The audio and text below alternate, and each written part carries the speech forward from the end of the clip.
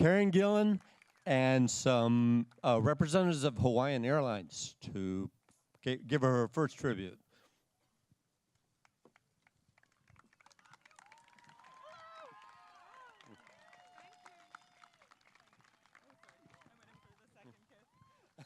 Where should I go here? Other one. The other one? But first, wait, don't sit down quite yet, because Barry Rivers is on his way to present you with the Shining Star Award. Hello. Here, Rick, can I have the mic? So it's my distinct pleasure. This is a first, and I got to say the rain is making this thing look even more beautiful than it is. Hopefully it will stop shortly. But it's my distinct pleasure to present to you the 2017 Maui Film Festival Rising Star Award in honor of all great things coming your way going forward based upon all the wonderful stuff you've done to date. So we wish you the best. We're thrilled to have you here, and it's only up from here. Thank you so much for coming. Here you go. Thank you. Well, get her first.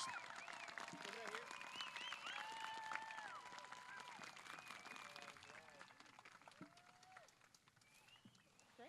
Can you pick up that mic right there?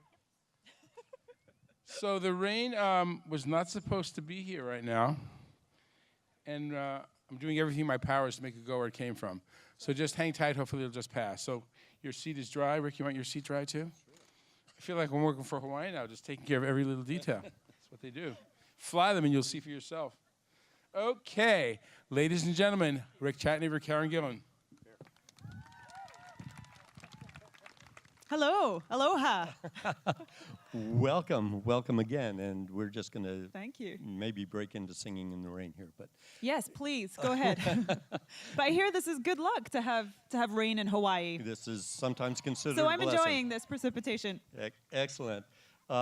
You've been here for a couple of days now, so do you feel totally familiar with this festival, and do you know all about it? I mean, I've been having such a good time here. I'm just like, what's the catch? I mean, it's just so perfect. I feel like we get to come to paradise and then interact with so many interesting, creative people.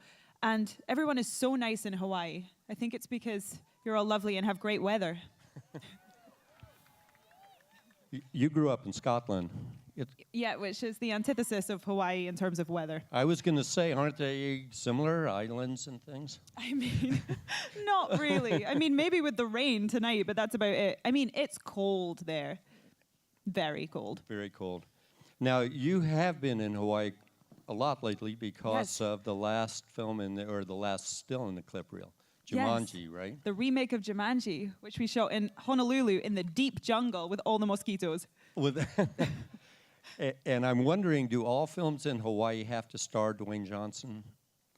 I think, yes, right? Yes, is it a I'm requirement? okay with that. He's very proud of his Hawaiian roots, which is really lovely to see as well.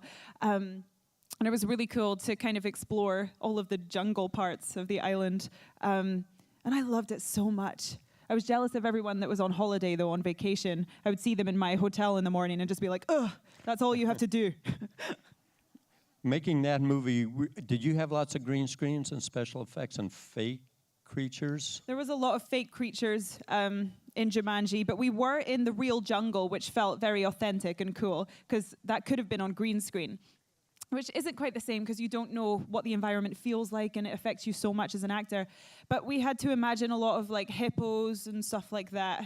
So we'll see how that looks. I have no idea. Speaking of special effects extravaganzas, you are also in one of the hottest franchises of recent years. You are a Guardian of the Galaxy. Kind of, yes. She's sort of associated with them, but it's, you know, a question whether she is a Guardian, but hopefully one day. Seems like everybody else gets the funny lines in that film. Yeah, Nebula's pretty serious, but I have to say, I find her hilarious for that reason, because what's more funny than a person that takes themselves way too seriously? Kind of sister issues are going on big time there, right? Sister issues, daddy issues. When your dad is Thanos, if you're familiar with the Marvel universe, I mean, that's going to mess you up a little bit. He's the ultimate supervillain. Yeah, and it's really interesting. I love her as a character because she's the overlooked sibling. Her sister is prettier, better at fighting, and that makes a person a little bitter, like Nebula. Plus, she's had some kind of reinstallation of body parts or something. Yeah, every time she would lose a fight to her sister, her father would replace a piece of her with machinery, which isn't very nice. don't think and so. that's why she's bald and like a robot. Compare the feeling of working on a project like that, which is huge now, with your directorial debut right now. You're working on a project, wrote, are directing, star in. Yes, that's a very different experience. First of all, Guardians of the Galaxy is a big, massive budget franchise movie where money, is no object, and they can do all of these amazing special effect things. But for my film, it was a very low budget film, and also I was acting in it and directing, which was an experience that was very unique. But I loved it so much, and we just finished post-production on that, so it's in the can, and I'm so excited to share it with everyone. The name is? The Party's Just Beginning. And it's set in your hometown, right? It is, yeah, in Inverness in Scotland, near Loch Ness, if you know that. I don't. Did someone just whistle to Loch Ness? Is it funny? No, it's actually, it's maybe it's a little absurd at points, but really it's about a girl dealing with the suicide of her best friend, and she has a really hard time communicating with people, and so all of her angst kind of manifests itself in a very self-destructive way. I've been thinking in the context of this festival about the nature of imagination. What presents an idea like that to you? Why did you want to make that film? I think it's because I read a statistic that the suicide rates in the Highlands of Scotland were significantly higher than the rest of Scotland. And I was like, why? Because it's idyllic. It's been voted one of the nicest places to live in the UK. So I'm like, already there's a very interesting contrast there, like why? And I wanted to explore that. And then I just took inspiration from people that I know and kind of just, molded this story together because I felt it was important. I have a sense watching your work, and I'm not super familiar with it, but you are at the beginning of your career. There always seems to be a sense of humor lurking somewhere around what you're doing, as though you're always in on the joke. If it's supposed to be funny, you're very funny. But there's this kind of consciousness around it. Are you funny? Are you a funny person? I'm hilarious. I don't know. No, I don't know. Like, I've been told I'm accidentally funny, and I'm taking it. What about singing? Is that part of your career plan? No. When that came up, I was like, what on earth? I used to want to be a singer like Jennifer Lopez growing up because I'm exactly like her. But then I decided that maybe acting was a better route for me. Did you create that song that you sang? That's actually a cover of a song called Chandelier by Sia, but it's very different to the original. You are also in one of my favorite films in recent years, The Big Short. Oh, yes. Briefly, yes. Briefly, but you kind of nailed that scene. Did you guys all have to go to the London School of Economics to figure out what you were talking about in that movie? They did a really good job of explaining that in the script. Like, there was a lot of explanations throughout, and I thought they did a good job in the film as well. But some of it was like gobbledygook. I was like, what is this? But I figured out what I needed to know as a character and left it there. Yeah. What about working with all of those guys? Were you on the set with them? Yeah, I spent a little bit of time with the other actors. Steve Carell was in a few things that I did, and I was just in awe of him, so I was just staring at him the whole time, and it must have looked really weird. And he was all like mysterious and quiet, and I'm like, oh, you're amazing, because you just turn it on, and then you're so funny.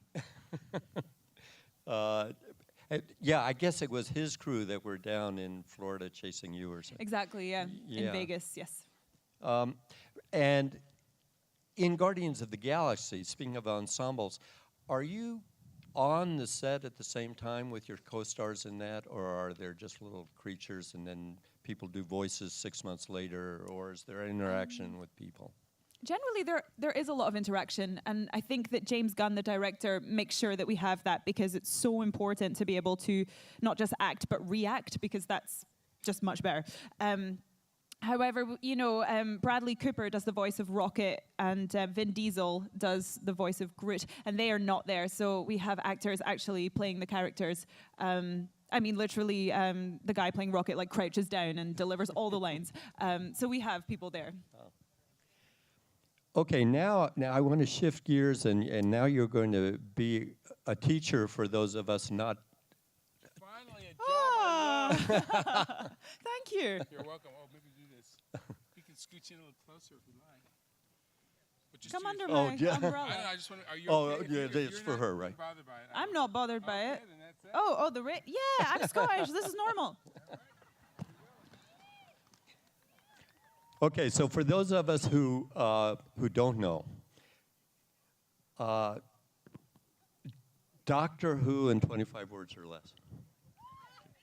Okay. Time traveling alien comes to Earth, finds a friend, and they travel all of time and space, saving worlds.